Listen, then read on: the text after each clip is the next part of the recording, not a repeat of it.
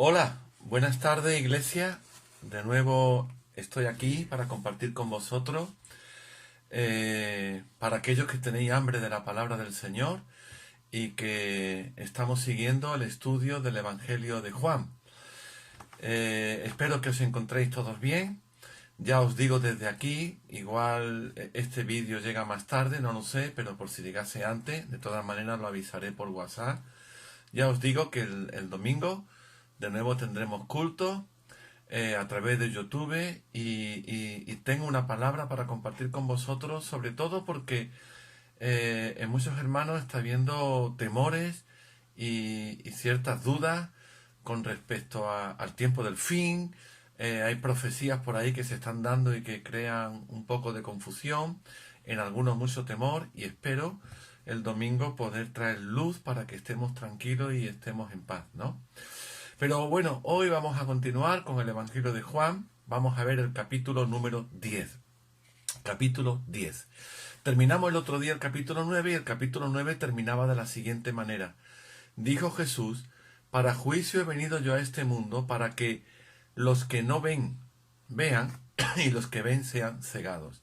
Entonces algunos de los fariseos que estaban con él, al oír esto, le dijeron: ¿acaso también somos nosotros ciegos? Jesús les respondió: si fuerais ciegos no tendríais pecado, mas ahora, porque de sí vemos, vuestro pecado permanece. Vamos a hacer una oración para que el Señor nos hable a través del estudio de hoy. Señor, gracias por estos momentos. Te pido de que tú nos ayudes a entender algo más tu palabra y a poder recibir rema conforme estudiamos tus escrituras, nos metemos un poquito ahí de lleno en ella, que tú alumbres nuestros ojos y nuestro entendimiento en esta hora. Padre, en el nombre de Jesús. Amén. He leído unos versículos que es como termina el Evangelio de Juan, capítulo 9, donde hay una discusión de los fariseos, de los judíos con Cristo. Esta discusión viene después de el milagro que Jesús hizo de haber sanado a uno que era ciego de nacimiento. Recuerda que esto era una cosa que nunca había ocurrido antes, ni se había oído que pasara. Un milagro de tal calibre. Así que hay una discusión al final entre Cristo y los judíos, con los gobernantes de Israel, los fariseos, y yo creo, a mi modo de entender, que el capítulo 10 sigue siendo parte, una continuación de esa discusión que estaban teniendo en el capítulo 9. Vamos a ir leyéndolo, ¿vale? Poquito a poco y sacando algunas cosas de este capítulo, intentar ser breve. Podríamos profundizar muchísimo, pero por lo menos que puedas llevarte o puedas recibir a través de este vídeo una pequeña palabra del Señor, que nunca es pequeña, siempre son grandes, porque viene de Dios. Dice el capítulo 10, versículo 1 en adelante: de cierto os digo, o de otra forma, os aseguro, dice Cristo, el que no entra por la puerta en el redil de las ovejas, sino que sube por otra parte, ese es ladrón y salteador. Pero el que entra por la puerta es el pastor de las ovejas. A éste abre el portero, y las ovejas oyen su voz, y a sus ovejas llama por su nombre y las saca. Recuerda que Cristo acaba de decir, antes de estas palabras, estáis ciegos, más ciegos que el ciego que era de nacimiento y que yo sané, ¿verdad? Y ahora Jesús le dice: mira, os aseguro que estáis tan ciegos que no entendéis quién es el pastor este de las ovejas al que estoy refiriéndome a partir de ahora. Y cuando ha sacado, sigue Cristo hablándole a estos judíos, a estos fariseos, fuera todas las ovejas, se pone delante de ella, va delante de ella, y las ovejas le siguen porque conocen su voz. Indirectamente le está diciendo: ustedes no me seguís porque no reconocéis mi voz. O al revés, como no reconocéis mi voz, no sois ovejas de mi rebaño. Está Jesús haciéndole entender a esta gente que ellos se están excluyendo por sí mismos. Sigue el Señor diciendo: mas al extraño no seguirán las ovejas, sino que huirán de él, porque no conocen la voz de los extraños. Hermano, hermana, ovejas, somos todos ovejas, yo también. aunque sea pastor, soy oveja. El pastor de pastores es Cristo Jesús, ¿verdad? No presta atención a los extraños. Los extraños traen temor al corazón, traen duda, traen confusión, como a alguno le está pasando en estos días. No los escuchéis. Escucha al pastor de pastores y por, ¿cómo decir? Por autoridad delegada, escúchame a mí como pastor tuyo, que el Señor ha puesto sobre tu vida. Mejor o peor, pero soy tu pastor. Esta alegoría, les dijo Jesús, pero ellos no entendían lo que Cristo estaba hablando. Y Jesús le volvió a decir, os aseguro, de cierto os digo, yo soy la puerta de las ovejas. Aquí Cristo menciona en varias ocasiones yo soy, identificándose, número 1, como Dios, y número 2, identificando la solución que Él era para la gente en aquel momento y también para nosotros. Yo soy la puerta. Todos los que vinieron antes de mí eran ladrones, eran salteadores, pero las ovejas no los oyeron. Vuelvo a decir en el versículo 9, yo soy la puerta, el que por mí entrare será salvo, y entrará y saldrá y hallará pastos, y comerá, y estará pleno, lleno, como el otro día hablábamos del Salmo 23. Yo soy la puerta. Vuelvo a repetir, yo soy el que soy. Pero para que lo entendieran bien, Jesús dice, la puerta a través de la cual podéis conseguir la salvación. Y vuelve el Señor a decir, el ladrón no viene para hurtar y matar, lo he leído mal, el ladrón viene solo para hurtar, matar y destruir. Yo he venido para que tengan vida. Y tú sabes lo que viene después, ¿verdad? De estas palabras. Y la tengan en abundancia. Bendito sea el Señor. Aquello que venga en estos días a tu corazón y no traiga vida, recházalo en el nombre de Jesús. Él ha venido para que tú tengas vida, plenitud de gozo, no para que tengas lo contrario. Y ahora Jesús, además de que Él se identifica como la puerta por la que uno tiene que entrar para ser salvo, habla algo más de su yo soy y dice yo soy el buen pastor. El buen pastor. Y el buen pastor da su vida por las ovejas. ¿Tú te crees, hermano y hermana? ¿Tú te crees, iglesia, que Jesús, siendo esta clase de pastor, que dio su vida por ti, que la dio por mí, acaso ahora, en esta situación que vivimos, acaso ahora, por más nubarrones negros que puedan venir o que puedan decir que vienen para España o para nuestra casa o para nuestra ciudad, ¿tú crees que este buen pastor te va a dejar?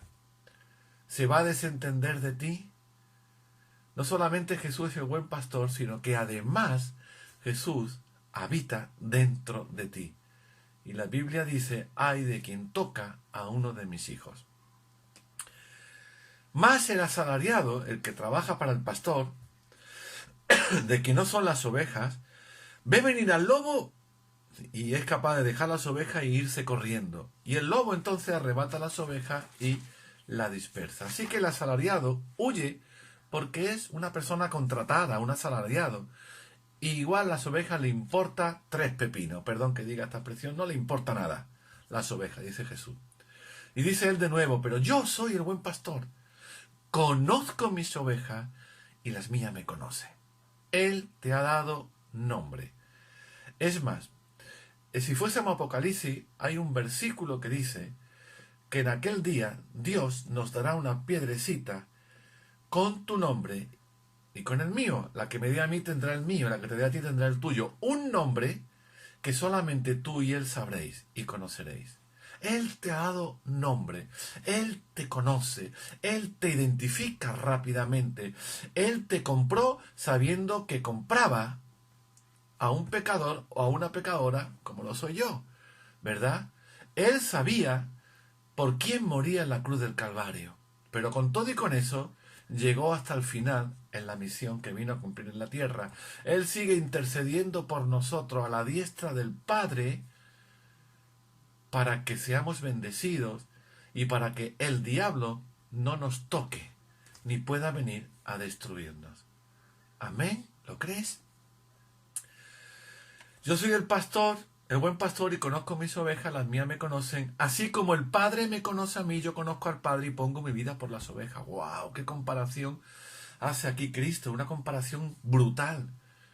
Brutal. Igual que el Padre y yo nos conocemos, madre mía, ¿podría haber mayor conocimiento que el que había entre ellos? Que eran el mismo Dios manifestado en tres personas diferentes. Tú puedes decir, yo conozco a mi mujer o a mi esposo, pero 100% estás seguro de conocerlo. ¿Habrá un faceta en la vida de tu pareja que te quede por descubrir? En el caso del Padre y del Hijo no había ningún área ni ninguna faceta por descubrir. Se conocían 100%. Y Jesús dice, igual que el Padre me conoce y yo conozco al Padre, así yo conozco a mis ovejas y mis ovejas me conocen. Eso es un descanso tremendo. Y dice el Señor aquí, también tengo otras ovejas que no son de este redil. Con estas palabras Jesús le está diciendo a la gente, le está transmitiendo, que además de vosotros que sois de la nación de Israel, hay otros que no son hebreos, que no son judíos, por los cuales también yo he venido. Y ahí estoy yo. Podríamos poner nuestro nombre. También tengo otras ovejas que no son de este redil. Tengo a Juan Carlos.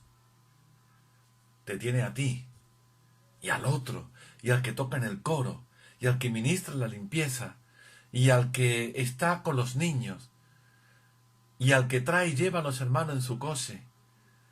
Hermanos, dice aquí el Señor, que somos ovejas, aunque no seamos judíos de sangre, pero somos ovejas por las que Él también vino a la tierra. Dice el versículo 17, por eso me ama el Padre, porque yo pongo mi vida para volverla a tomar.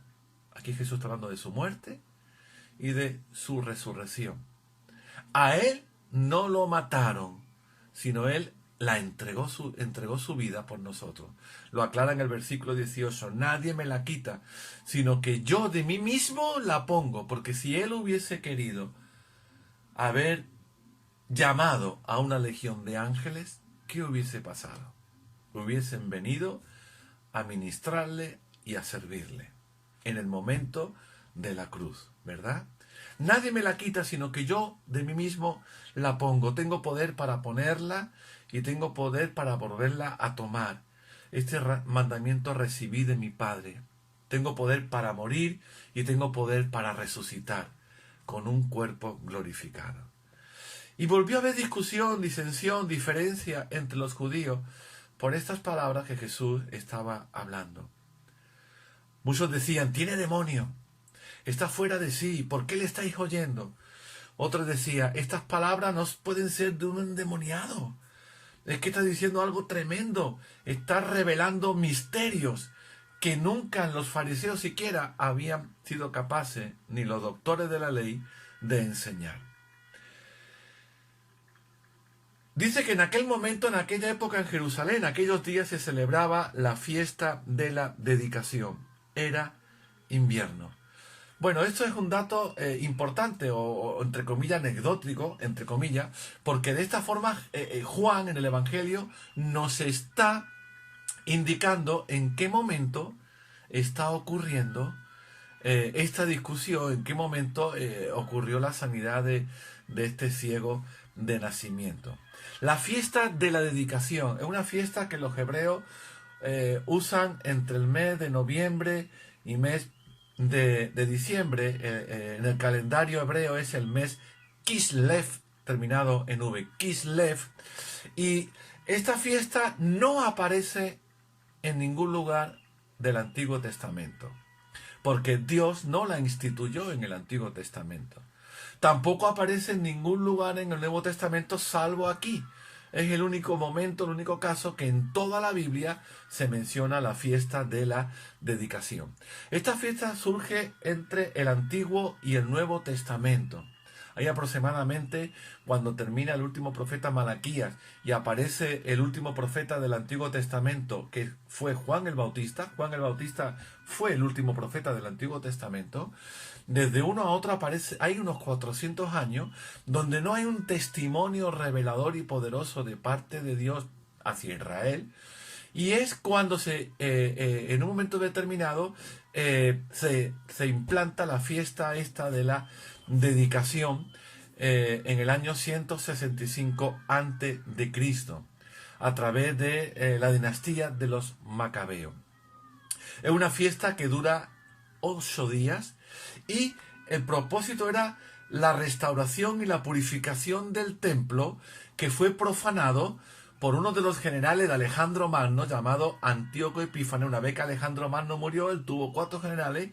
Uno de ellos tuvo a Antíoco Epífanes como descendiente, y realmente tú lees, sobre todo en el libro de Daniel, tuvo el espíritu del anticristo. Y una de las cosas que hizo fue entrar en el templo de Jerusalén, lo cual ya era una aberración para un judío, meterse hasta el último rincón, lugar santo, lugar santísimo, y no solamente eso, sino allí sacrificar, en el templo sacrificar el cerdo, sabiendo que para un judío era uno de los animales más aborrecibles delante de Dios que podían ellos tomar. Y allí este hombre se sentó, estableció su trono en el templo y sacrificó un cerdo, creando corrupción e impureza en el lugar sagrado de los judíos.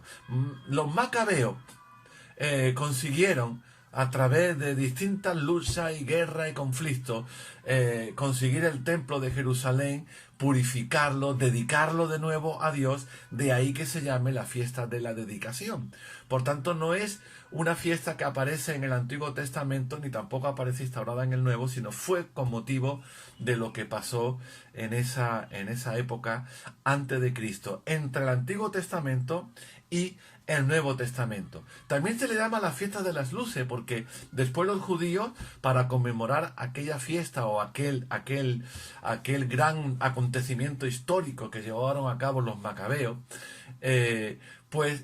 celebraban, de ahí quizás después la Iglesia Católica copió para celebrar la Navidad. Ellos alumbraban sus casas tanto dentro como fuera con velas, con luces, y también le llaman la fiesta de las luces. Muy parecido a lo que hacemos hoy día en Navidad, ¿verdad? Posiblemente de ahí venga, entre otras culturas, quizá una copia de los que los judíos hoy día también siguen haciendo y siguen recordando. Eso es como dato para que sepas que más o menos fue entre noviembre, posiblemente diciembre, cuando Jesús estaba teniendo esta discusión con esta gente, y cuando había ocurrido el milagro del ciego de nacimiento. Por eso dice Juan en el versículo 22 que estamos hablando de que era invierno. Y Jesús andaba en el templo por el pórtico de Salomón. Qué interesante, hermano. El pórtico de Salomón era la entrada, una de las entradas, la entrada principal al templo, y que su entrada tenía 2 columnas, y cada columna, una tenía una inscripción y otra tenía otra inscripción. En una de ellas ponía: Jehová establecerá su trono para siempre. El trono de David, ¿verdad? Eso estaba puesto en una de las columnas. Y en la otra columna: en la fortaleza del Señor se regocijará el Rey. Así que ahí se encuentra Jesús. Jesús no hacía nada por casualidad, ¿verdad? Jesús no hacía nada porque sí. Jesús no estaba en esa puerta porque resulta que por la casualidad se vio allí. No, él estaba en esa puerta de alguna forma dando a entender que él era descendiente de David y que él iba a establecer por la eternidad aquel trono que le fue profetizado a aquel David que Dios puso como rey. Y por otro lado, también identificarse como el Señor en quien se regocijaba David y en quien tienen que regocijarse la nación de Israel, ¿verdad? Es muy interesante este tipo de detalle porque nos habla cómo Jesús se movía en la época, cómo Jesús se movía en su tiempo, y que Jesús siempre, todo lo que hablaba, hacía, cada paso que daba, detrás había un propósito que muchas veces despistaba y descolocaba a sus propios discípulos y a los judíos. Jesús les dijo: Bueno, perdón, no he leído el versículo 24. Le rodearon los judíos allí en la puerta de Salomón. ¿Hasta cuándo nos va a turbar el alma? Si tú eres el Cristo, dínoslo abiertamente. Fíjate tú. Y recuerda que aquí judíos se refieren a los gobernantes en Jerusalén. Y Jesús le respondió, lo he dicho y no creéis. Las obras que yo hago en nombre de mi Padre, ellas dan testimonio de mí. Pero vosotros no creéis, porque no sois de mis ovejas, como os he dicho. ¡Wow!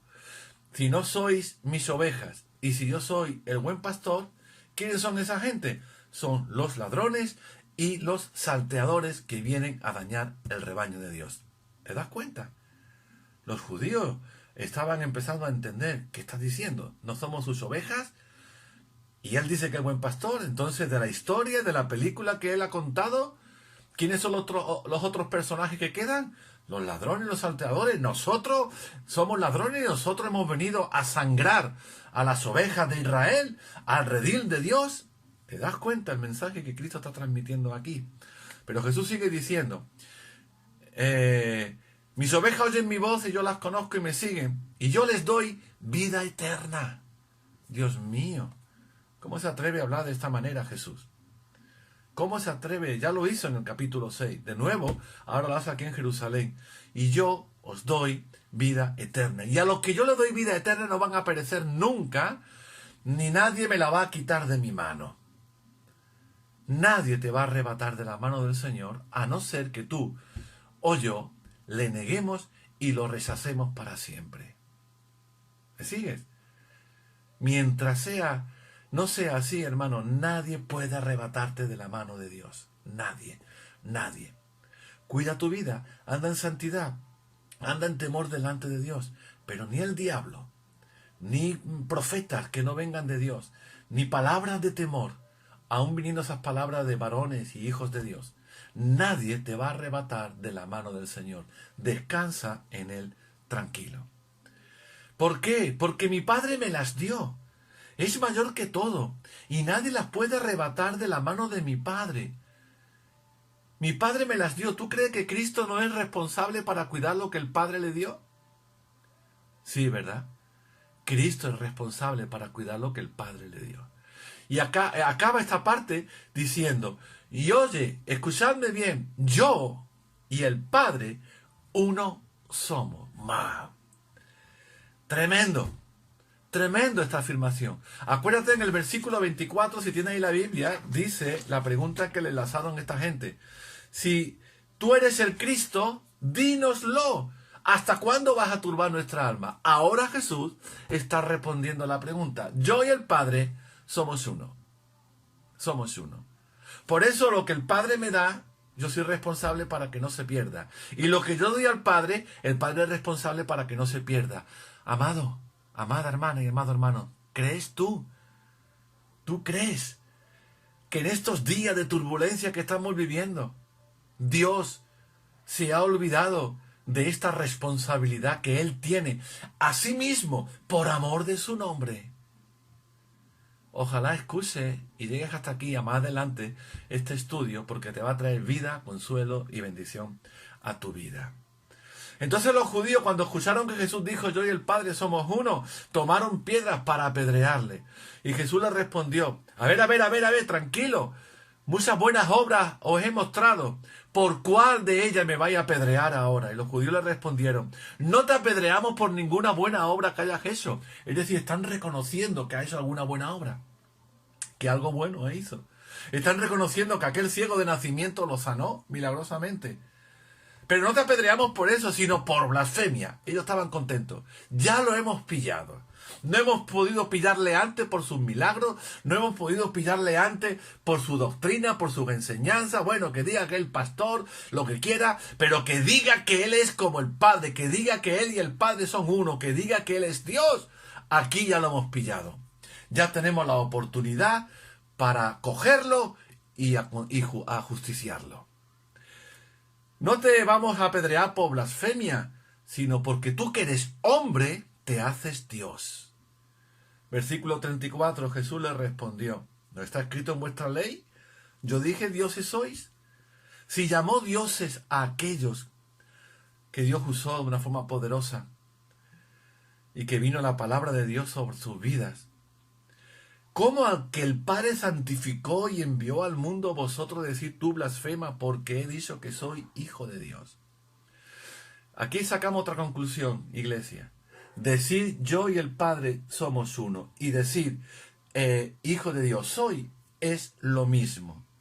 Te lo digo porque a veces nos confunden ciertas doctrinas heréticas y falsas. No vamos a decir nombre porque estoy seguro que saben en qué podemos estar hablando.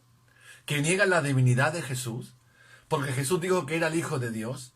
Pero en este capítulo vemos que Jesús dice, ser el Hijo de Dios en mayúscula es lo mismo que decir yo y el Padre somos uno. Jesús se identifica como Dios, como Dios. Si no hago las obras de mi Padre, no me creáis, no me creáis. Pero si las hago, aunque no me creáis a mí, creed por lo menos el resultado, cread las obras, para que conozcáis y creáis que el Padre está en mí y yo en el Padre. Procuraron otra vez prenderle, pero él se escapó de sus manos y se fue de nuevo al otro lado del Jordán, al lugar donde primero había estado bautizando Juan, y allí se quedó de nuevo por un tiempo el Señor. Pero la gente seguían buscándole, iban allí y decían, Juan, a la verdad no hizo ninguna señal. Y todos seguimos a Juan y nos bautizamos en el bautismo de Juan y los escuchamos y no hizo ningún milagro. Y que ha hecho lo que ha hecho y habla como habla y dice lo que dice, ¿qué haremos con él? ¿Qué haremos con él? Porque Juan habló de él, dice en el versículo 41.